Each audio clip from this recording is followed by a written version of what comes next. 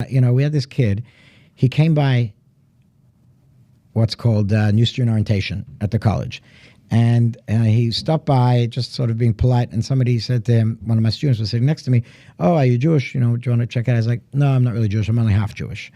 And, straight away when you hear that, you're Chabad, or you're from antenna goes up, which half? Exactly.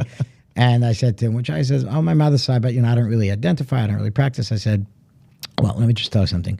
You're as Jewish as me, as Adam Sandler, as, Steven Spielberg. You're Barbra Streisand. There you go. You're one of us, He's like, "Oh, I don't really know."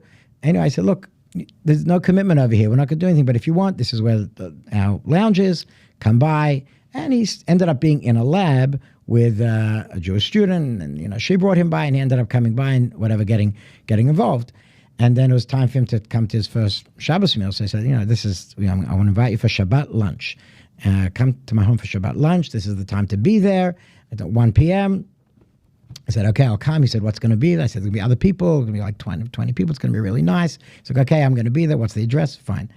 Anyway, it's Erev Shabbos, Friday, and doorbell rings. It's 1 p.m. I'm like, "Who's here?" My kids are out, whatever. I go to the door, and here's this guy standing there. I'm like, "Hi, what are you doing?" He's like, what do you mean? Where's everybody?" I said, "I told you, like 1 p.m., Shabbat lunch."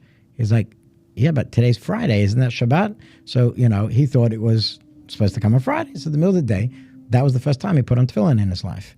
We put tefillin on him right there. And he ended up, coming after that. He came to his first Sukkah, his first Rosh Hashanah and everything. He's married now. I think he lives in Elizabeth. He has 3 kids. He's a Maggid Shir. What a beautiful story. In a kollel. Yeah. There you go. What a success story.